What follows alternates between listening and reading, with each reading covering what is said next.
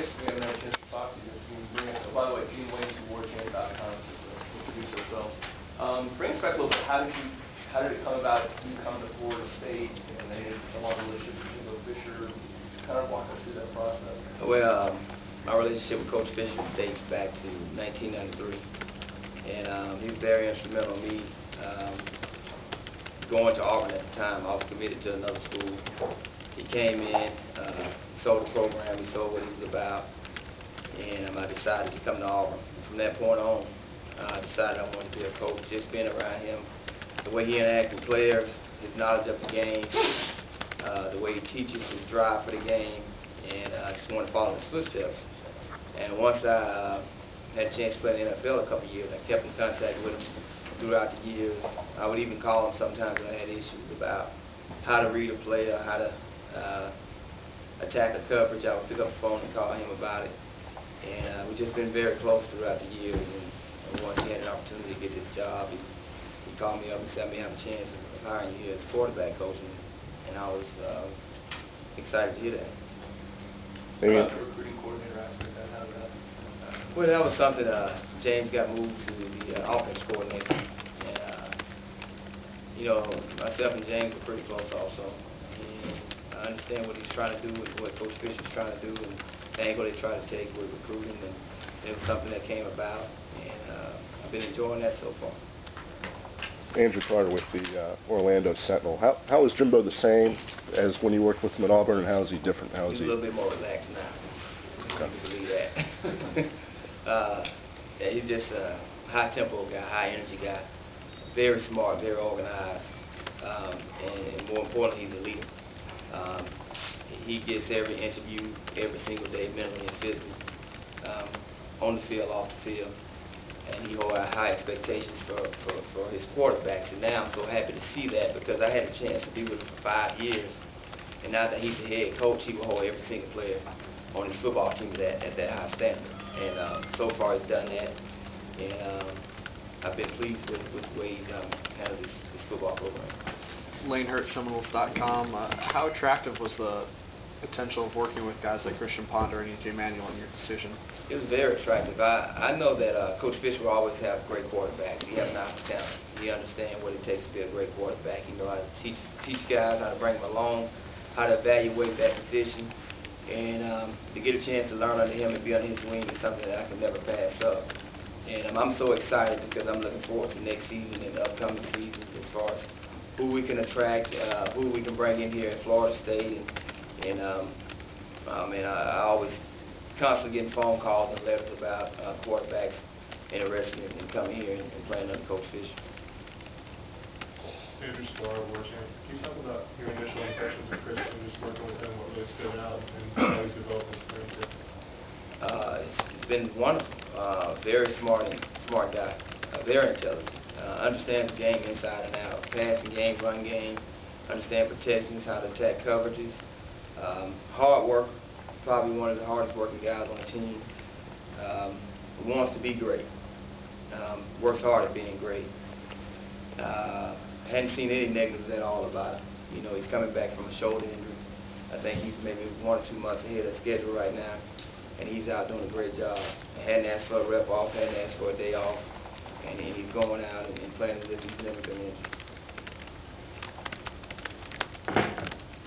When you first got here, how was he along in his rehab process? Like, what do you remember about when you... He wasn't even throwing. Right. To be honest with you, he just started throwing right before we started spring practice. I think the week before we left for spring break, I think he was up to maybe 30 throws, and that's how far he came along in that short amount of time. And once we started spring practice, I think he was only allowed to have about 125 throws per practice. Mm-hmm. And we've kept it under 125, but he wasn't even... I don't even know if he was even raising his arm up when I got here. So, like I said, they say he's way ahead of schedule right now. He's maybe 2 months ahead of schedule. And he's doing a tremendous job, and he's working hard, and he's going out and leading his football team. Paul Thomas with the outfield. You mentioned it a little bit earlier, but can you just talk about your relationship with Coach Coley? My relationship with Coach Coley dates back to graduate assistant days at LSU. And we just built a relationship back then. We always kept in touch. When we went our separate ways, we also worked with the Miami Dolphins together. And he would call me, I would call him. We would consult on some things as far as our coaching. And I always had a chance to hang out and had a chance to come hang out with him, come to Tallahassee or go visit him in Miami or what have you. We'd do that, and our families were pretty close also. Follow up on Paul's question, the Crockett Tubbs, when did that come in? Who gave you guys that? Coach Fish did that. Yeah. Yeah, we're a pretty good tag team then. We can get it done. Did you always want to be a coach after you finished playing, or when did that come to? Started in high school. Wanted to be a coach since 1989. Grew up in a rough neighborhood in Pritchard, Alabama. And back then, the only choice was to sell drugs or smoke drugs. And we had a coach come in by the name of Ben Harris. He changed the whole community. Came to a football team who hadn't won a playoff game in 25 years, and we ended up winning 2 state championships and runner-up my 4 years there, and ended up playing for 7 state titles and winning 5 in the 90s. And I just always admired the way he changed the community, how he felt about kids, how he was able to change lives around with this game. And from that point on, I decided I wanted to be a football coach. Coach, Ira Schofield with the Tallahassee Democrat. Could you talk about EJ and kind of what you, like how much did you get to see him throw before he had the surgery, and how's he doing? Came up a couple times during spring when I was at South Alabama to watch those guys. But EJ is a very athletic guy. He's bigger than what I thought. I think he's about 230 pounds right now, and can run a 4.44, 4.5 40. Very athletic. Throws the ball well. Had a shoulder injury that was plaguing him last season, and I think it kind of slowed him down. And went in there and found a slight tear and operated on it. And he's coming along right now. He's to the point now he's raising his arm and constantly doing rehab every day, about 2.5 hours. And working with quarterbacks is fun. I mean, it's just all of them fit the same MO. I mean, you go out, you work hard. No problems in the classroom. Smart kids, 3.0 average. Just the hardest workers on the team, because if you play for Coach Fisher, there's no better motivation than fear. So I understand what these guys are going through. I had to go through it, and all his quarterbacks and experience the same thing. But you look back on it, and you always value the lessons that you learned from him throughout your college career.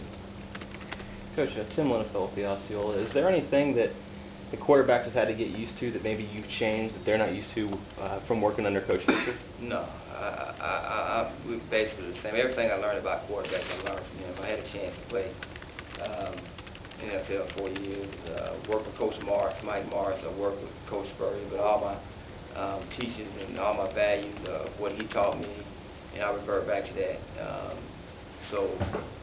And constantly, I always found myself saying some of the same things he talked about. We always ask why. And when I was coaching quarterbacks at Tuskegee, I always asked my quarterbacks why. But from the drops to the way we hold the ball to the way we read coverages, nothing's changed, because that's where I learned. And to be honest with you, I still hold a passing record at Auburn to this day, and that's because of him. And hopefully that'll be a long time before it's broken. But all the teachings are the same. It's identical. How about Coach?